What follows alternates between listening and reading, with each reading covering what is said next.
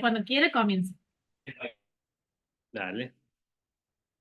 Bueno, buen día. Mi nombre es Ignacio Córdoba. Yo soy cirujano cardiovascular acá de la provincia de Córdoba. Me hablaron de la SAC para que, bueno, que mencione un poquito o hable un poco sobre lo que es la endocarditis infecciosa de válvulas protésicas.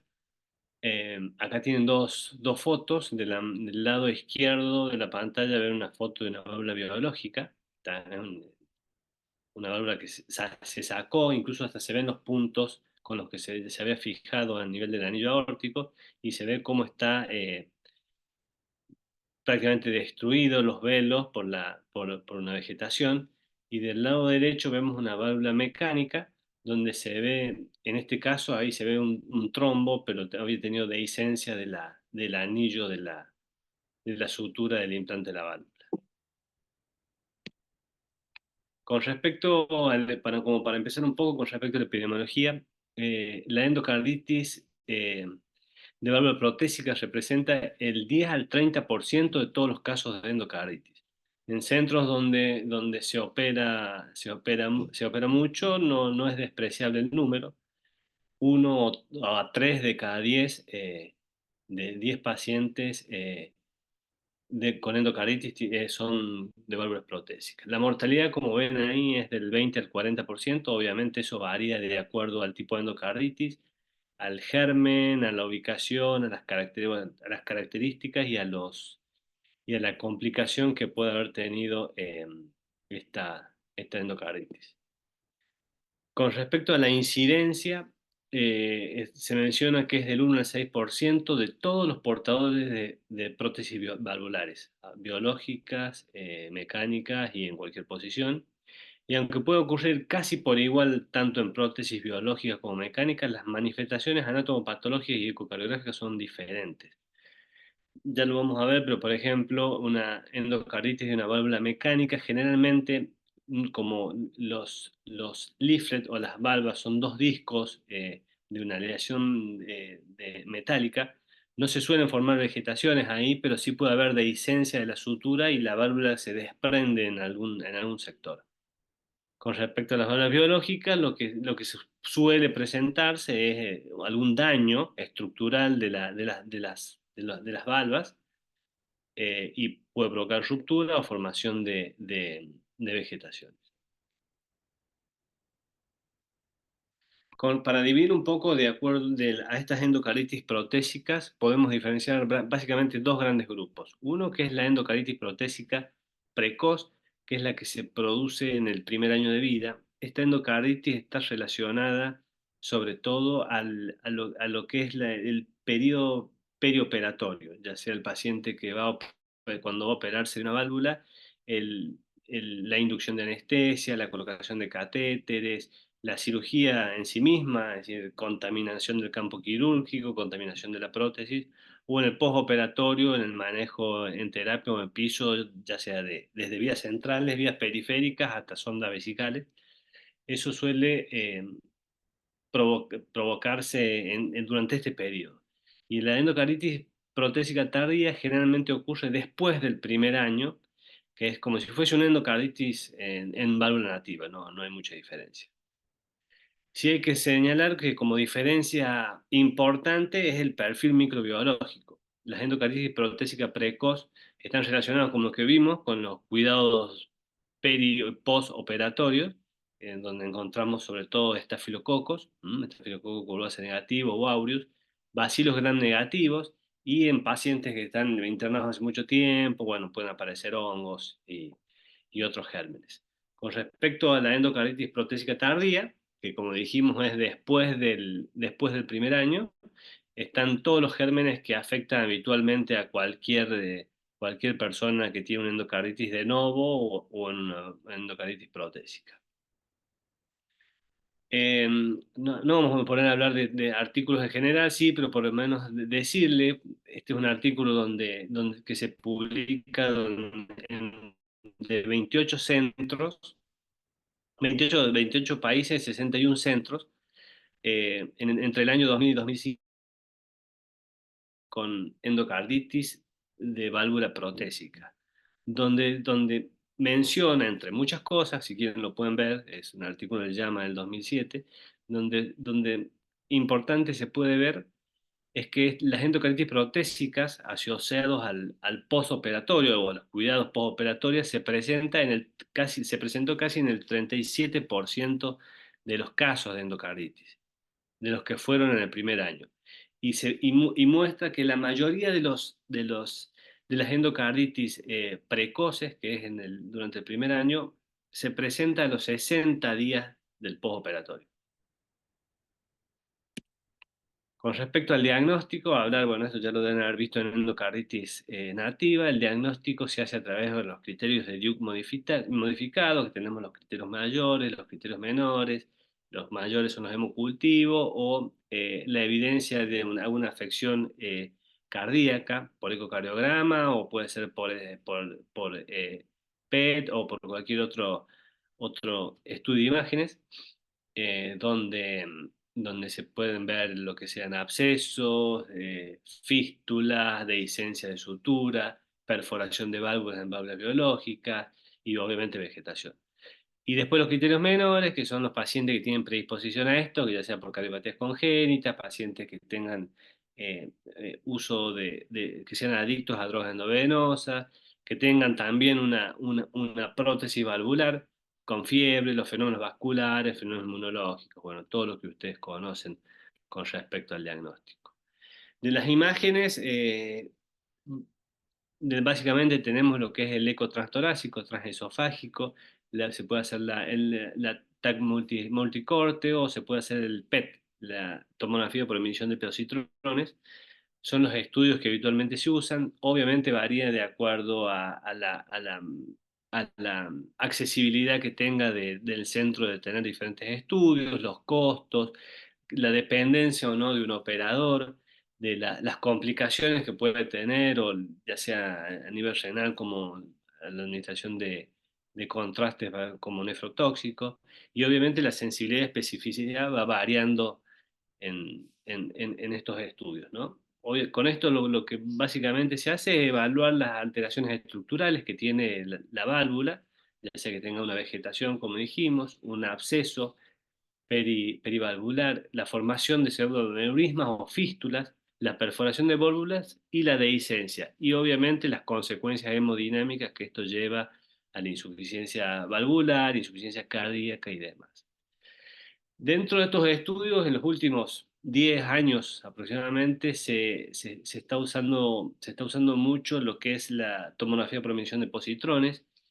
Este artículo es viejo, desde el año 2013, pero acá ya están hablando de la utilidad y de la mejoría en la sensibilidad para el diagnóstico de endocarditis protésica sumado a los criterios del Duke, que pasado de un 70 a un 97% la sensibilidad.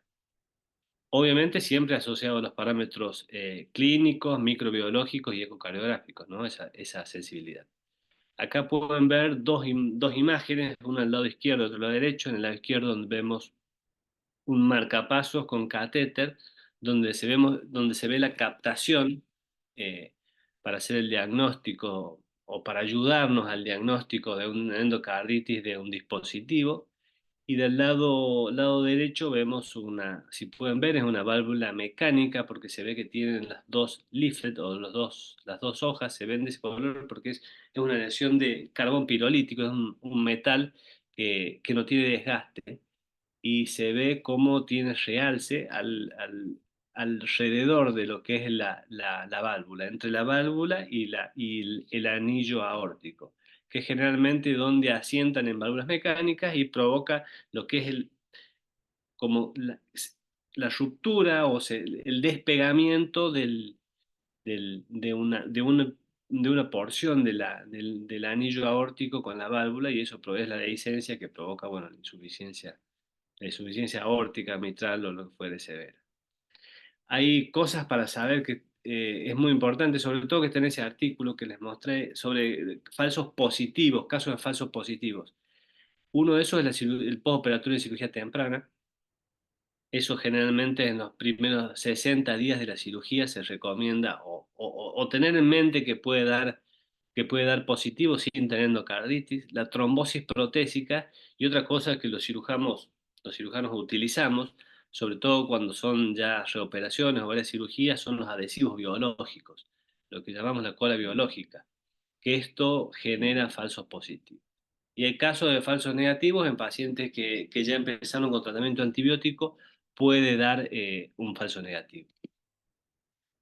Acá, como ven, son dos imágenes de cirugía, del lado izquierdo una prótesis mecánica y del lado derecho una prótesis biológica. La válvula mecánica, como ven, obviamente una infección no va a romper un disco que es metálico, digamos, para que me lo entiendan, sino lo que provoca es desprendimiento de la sutura entre la válvula, como se ve acá, y la pared de la aorta. Eso es lo que, la complicación que es, bueno, son complicaciones perianulares, abscesos o dehiscencias de la prótesis. Del lado derecho, las prótesis biológicas pueden provocar también, como ven acá, si ven lo que yo estoy marcando, pueden provocar dehiscencia también de la válvula, pero sobre todo lo que afecta es a los leaflets, a las tres valvas que tiene la prótesis biológica, donde asienta generalmente una vegetación y provoca destrucción de las valvas, ¿no? Y eso genera lo que es la insuficiencia valvular de la prótesis.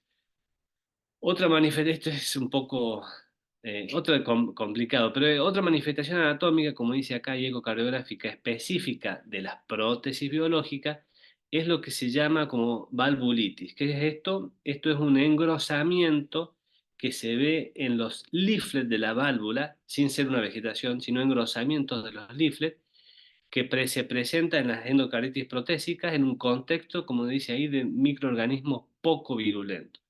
Obviamente no un estafilococo, no un hongo, no, sino algún germen que sea poco virulente, sean esos gérmenes fastidiosos que no provocan destrucción de la válvula, pero sí van provocando deterioro, ¿m?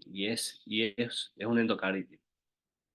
Con respecto al tratamiento del endocarditis, bueno, yo no les voy a hablar de tratamiento médico, bueno, todas necesitan antibióticos, pero con respecto al tratamiento quirúrgico, de todo lo que está publicado, mencionan que los pacientes con endocarditis protésica no complicada, que ya vamos a ver eso, no complicada por germen que no sea estafilococo, puede ser manejado en forma conservadora con el control estricto. Control estricto es decir, paciente internado, controlar la fiebre, controlar en forma seriada por imágenes para ver si eso progresa, porque por ejemplo, una valvulitis, un paciente que tiene una válvula biológica con un engrosamiento de sus leaflets, pero no está perforada la válvula, es decir, está competente, no tiene insuficiencia, no tiene ninguno, no tiene absceso, no tiene fístula, no tiene, y, y tienes un germen que es poco virulento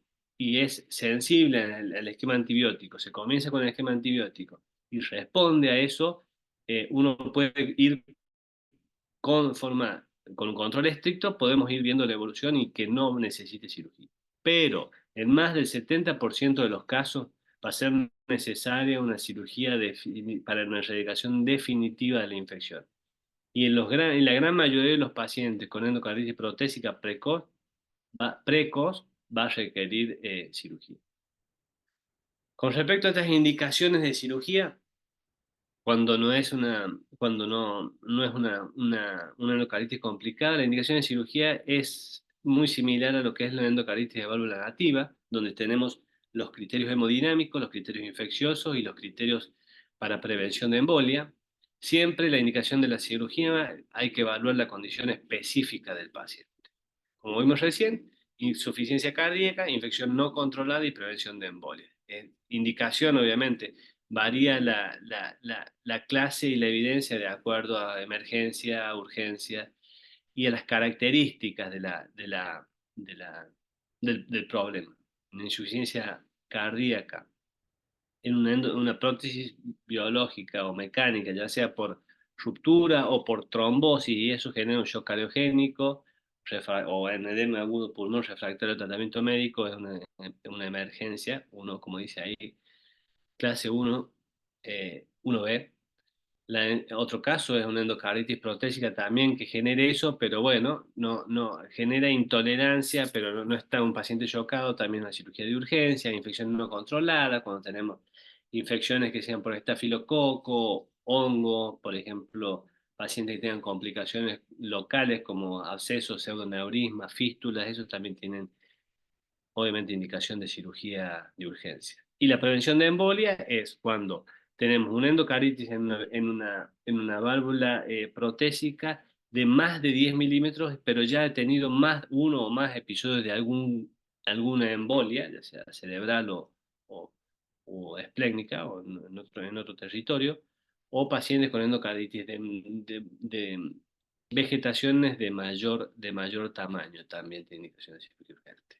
Dentro de estas indicaciones que habíamos hablado, estas tres, la hemodinámica, es decir, la que causa insuficiencia cardíaca, es la causa más frecuente de pacientes que van a cirugía, donde la mortalidad de estos pacientes alcanza casi el 85% en pacientes que no son operados, versus al 10 al 35% de los pacientes operados. Por lo que estos son indicaciones claras de, más allá del tratamiento médico, necesitan cirugía, necesitan un nuevo reemplazo de válvula. Con respecto a la indicación de infección no controlada, cuando hablamos de infección no controlada es fiebre y hemocultivos positivos luego de 48 a 72 horas de tratamiento antibiótico adecuado y continúa con ese cuadro. Es la segunda causa más frecuente y también tiene una alta mortalidad como es la insuficiencia cardíaca. Em, con respecto a la prevención de embolias, de estas tres, a veces es un poco más difícil de indicar la cirugía. Generalmente, o en muchos casos, el tratamiento antibiótico precoz, eso nos ayuda a disminuir el riesgo de una embolia en un paciente. Obviamente depende también del tamaño de la vegetación, depende de la movilidad que tenga la vegetación, de en qué válvulas se encuentra, es decir, generalmente en válvulas mitrales es más factible o tiene mayor riesgo de desprendimiento de embolia. Los antecedentes, si un paciente tuvo ya uno o dos o tres eventos embólicos, cuánto tiempo va del tratamiento médico o antibiótico, el tipo de microorganismo y obviamente sobre todo también el riesgo del paciente. Uno tiene que, más allá del problema de la válvula, tiene que ver qué riesgo tiene este paciente para ser reoperado. De las complicaciones neurológicas, hasta casi el 30% de los pacientes con endocarditis pueden presentar complicaciones neurológicas, por más que en muchos casos sean indetectables. La cirugía no está contraindicada si tiene una indicación quirúrgica, a menos que se considere que tiene un daño neurológico muy, muy grave, ¿no? Que eso es de mal pronóstico. Generalmente cuando son infartos isquémicos pequeños o con escasa transformación hemorrágica, se puede operar sin problema. En el caso de que tengamos sangrado importante a nivel cerebral, en lo posible se debe esperar 4 semanas, eso sigue siendo así. Y los métodos de diagnóstico por imágenes, bueno, es la tomografía y la resonancia, para detectar estas lesiones del endocarditis, que puede ser de aneurisma micótico a diferentes tipos de infartos. Y de acuerdo a eso, ¿no es cierto?, planificar la cirugía. Como dijimos al principio, el pronóstico, la mortalidad es alta, de un 20 a un 40% de las formas graves. Por eso es importantísimo hacer el diagnóstico precoz, paciente que tiene antecedentes, sobre todo las endocarditis precoces, que es en el primer año de la cirugía. Siempre tener en mente la posibilidad de una endocarditis, la terapia antibiótica adecuada, la detección de complicaciones y la valoración de riesgo quirúrgico de estos pacientes.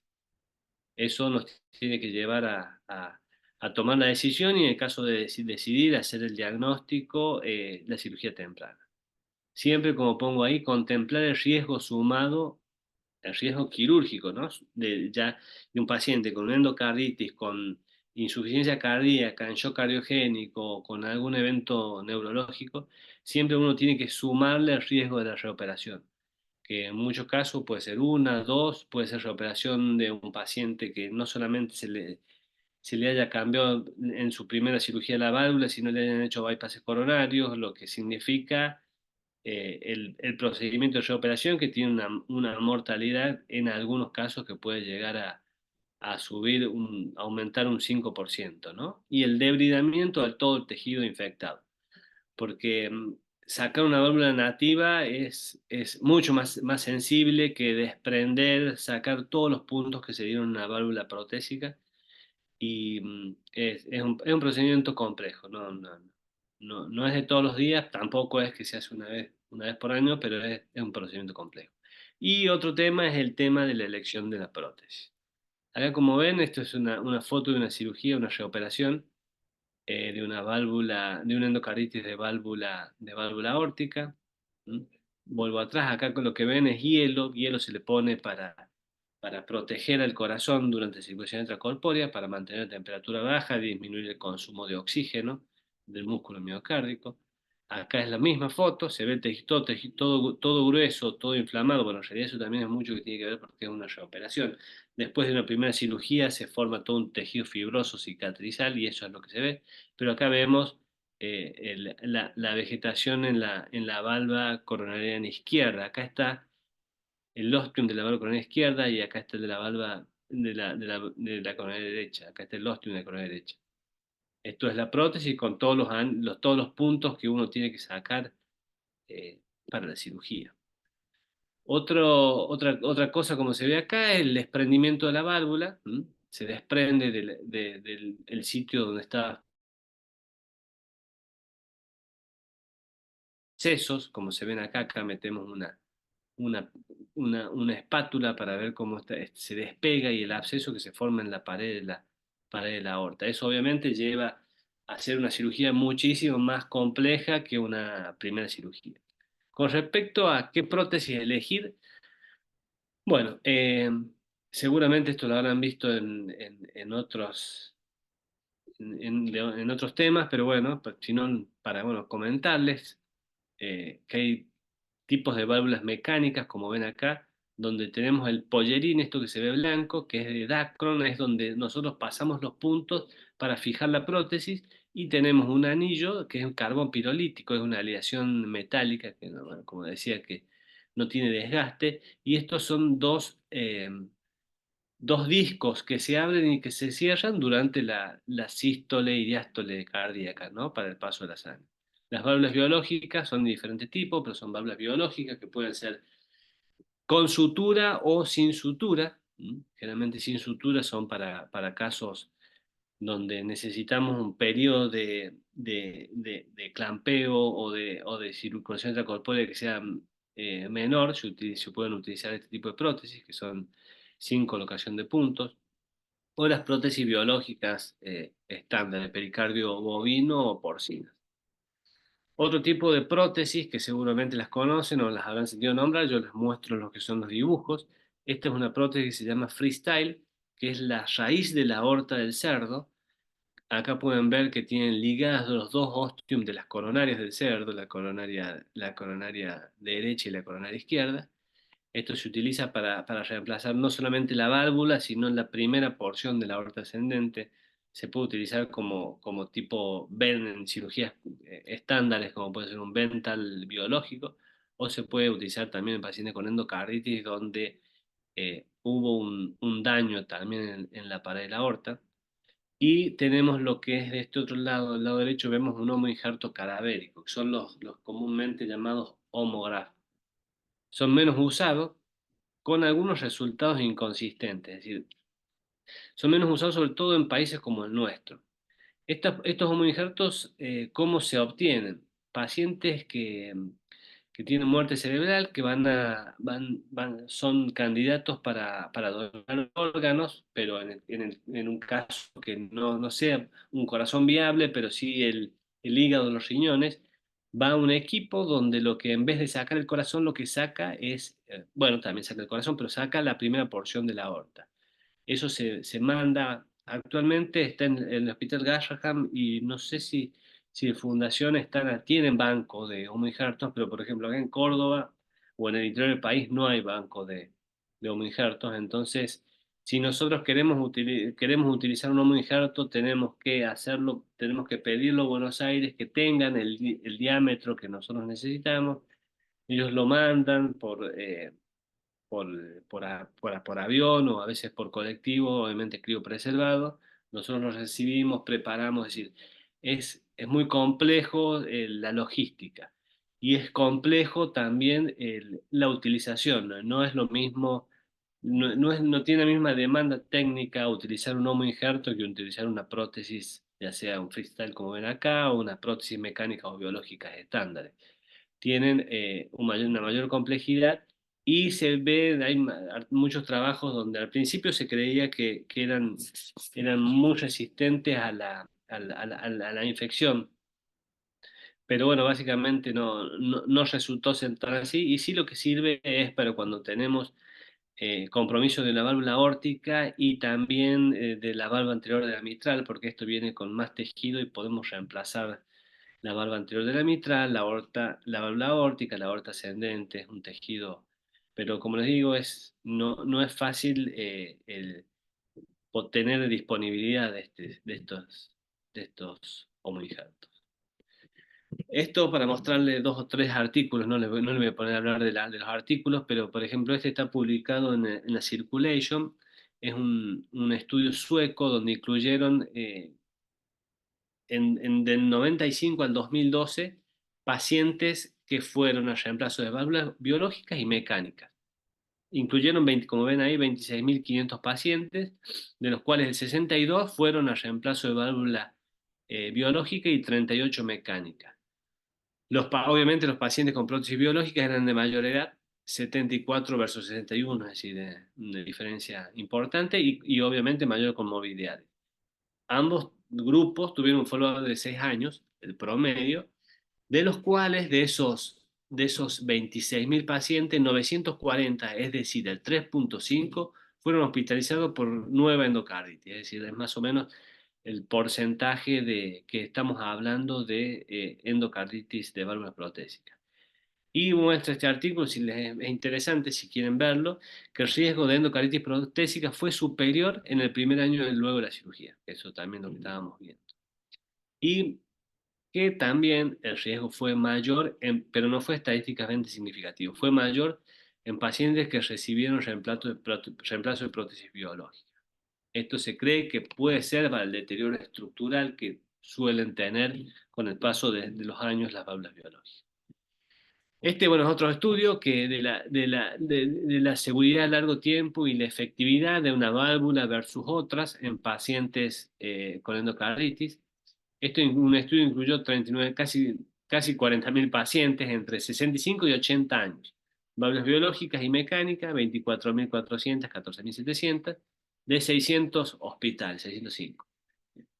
A 12 años, la incidencia de rehospitalización por endocarditis fue del 2.3 para válvulas biológicas y versus 1.4 para mecánica. Bueno, eso si quieren pueden verlo en los artículos. Y el deterioro estructural en las válvulas biológicas sería susceptible para mayor índice de implante bacteriano a infección. Después muchos artículos donde hablan sobre el tiempo, del timing de la cirugía en la endocarditis.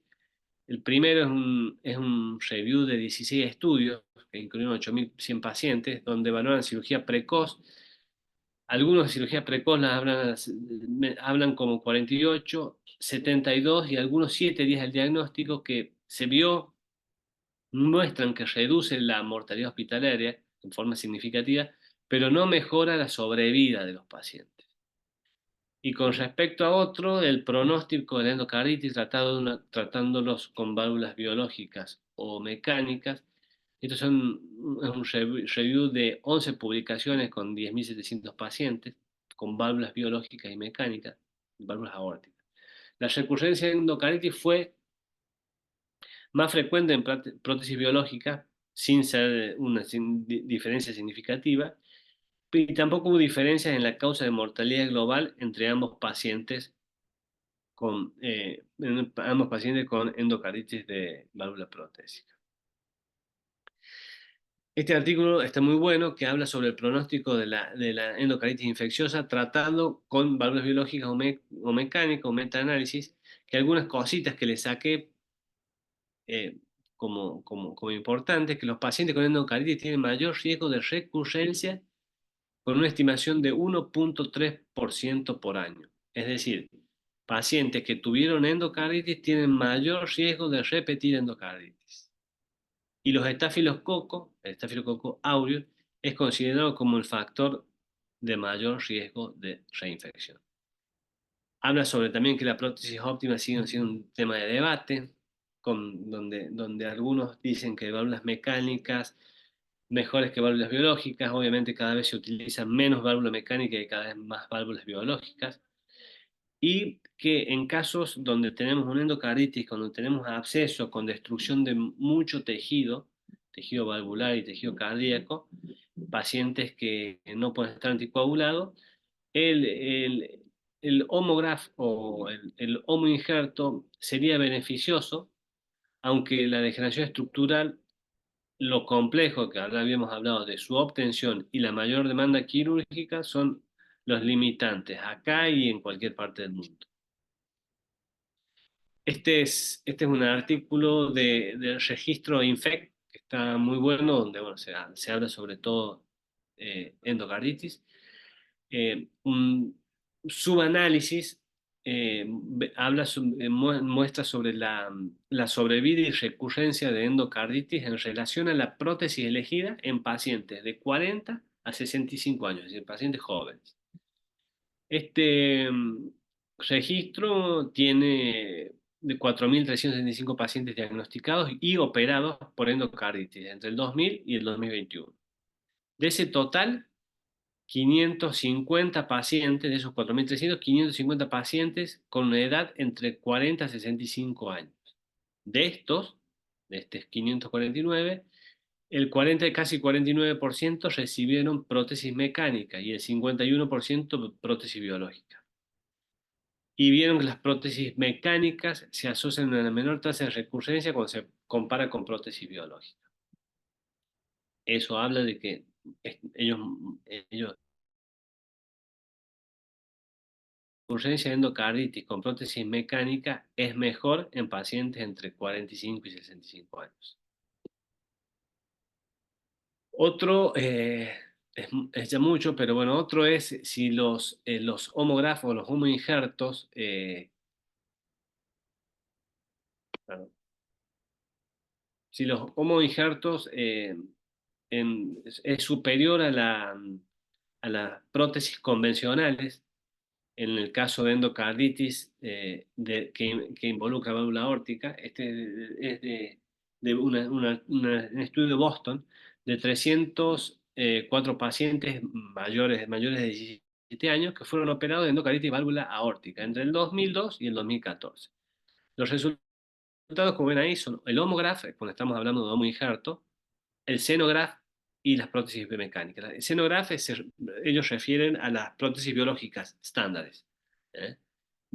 Los dividen, ven esos tres grupos, y donde ven que la mortalidad temprana fue del 19,8 en el grupo del homógrafo, es decir, una mortalidad alta, versus el 9% en un grupo convencional. El grupo convencional estamos hablando de válvulas mecánicas y biológicas estándar. Obviamente esa diferencia tiene que ver no solamente con la dificultad técnica, sino que generalmente el homógrafo o el homoinjerto se utiliza para casos de pacientes mucho más graves. Entonces, por eso la mortalidad temprana, y como técnicamente, como digo, es mucho más complejo, tiene mayor mortalidad temprana. Más allá de la mortalidad temprana, cuando comparan estos dos grupos, en el follow-up, que una media de 2 años y medio, la mortalidad en pacientes y la reinfección en pacientes, no hay tanto de prótesis biológicas y mecánicas versus Lomograph, no hay diferencias significativas. Por lo que, como dice ahí, la elección de la prótesis debe ser basada en las características del paciente, la infección y la disponibilidad de la prótesis. Dentro de este análisis del equipo de Massachusetts, este es un subanálisis donde mencionan sobre 111 pacientes con endocarditis de válvula protésica, ya no de endocarditis de válvula nativa, no. Esto es solamente de válvulas protésicas, donde el 45 recibieron homógrafo o injerto y el 55 prótesis biológicas o mecánicas. Y muestran que tanto para uno o para otro la mortalidad en este grupo fue elevada, sin diferencias significativas. Bueno, eso es con respecto a explicarles, hablarles un poquito sobre endocarditis y válvulas protésicas. Hay un montón de dudas, lamentablemente tengo que grabar esta charla. Y sí mencionar dos o tres cositas que para que tengan sobre el TAVI. Obviamente en endocarditis en TAVI todavía no hay mucho escrito porque bueno, esto es algo relativamente nuevo, pero sí se ve que es una complicación grave con una alta mortalidad en estos pacientes por el cuadro en sí y por las características que suelen tener estos pacientes que reciben este tipo de prótesis, pacientes eh, adultos con muchas comorbilidades, entonces el riesgo o la morbimortalidad de estos pacientes es alta. Es alta como en cirugía, como en válvulas implantadas en forma quirúrgica. Y lo que sí se ve, se ha visto que en este procedimiento, la endocarditis se asoció al despliegue subóptimo de las prótesis y también a las complicaciones vasculares de este procedimiento. Los gérmenes son, son similares a los de prótesis quirúrgicas, el estafilococos, coagulasa negativos, gram negativos, también posiblemente sea también por el sitio de donde, a través del cual se colocan estos dispositivos, y son básicamente los microorganismos más frecuentes. Y la endocarditis en TAVI, como dice ahí, presenta una incidencia del 0,7 al 3% pacientes por año, comparable a los que provocan en los reemplazos quirúrgicos. Aspectos importantes a considerar, que un porcentaje no despreciable de los casos se presentan sin las vegetaciones habituales. El ecocardiograma es una imagen, es una técnica obviamente de elección para el diagnóstico, pero son muy útiles las imágenes adicionales, como puede ser la TAG o el PET scan, para ver para hacer diagnóstico, porque muchas veces de estas infecciones se impactan o anidan entre la prótesis y la pared de la aorta. El diagnóstico del tratamiento precoz y agresivo del tratamiento ha demostrado una mejoría en el pronóstico de estos pacientes, sabiendo que el debridamiento y la extirpación de este tejido es sumamente complejo. Hoy en día en todos los congresos de cirugía cardiovascular, de cirugía cardíaca, es casi un tema aparte la reoperación de pacientes con TAVI. ¿Por qué? Porque el TAVI, ya como vamos a ver, es decir, impacta todo lo que es el stent, toda la parte metálica, impacta no solamente sobre la válvula, sino sobre la aorta. Y muchas veces es dificilísimo, si ha pasado mucho tiempo, sacar eso sin tener que hacer un reemplazo de toda la aorta y siempre teniendo en cuenta que son pacientes que ya fueron discutidos en un Heart Team para un tratamiento y no para el otro, que habla de que tiene ya muchas comorbilidades para una cirugía y más aún para una reoperación. Acá, como vemos, son las imágenes en un PET.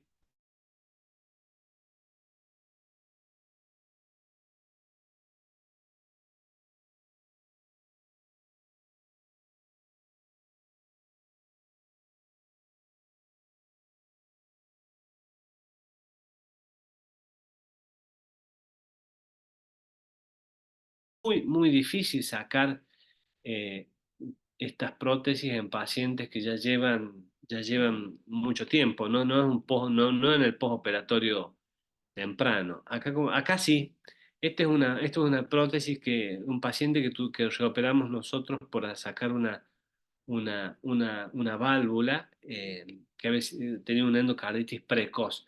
Eso básicamente salió fácil, pero cuando lleva mucho tiempo es un tema casi, es muy difícil.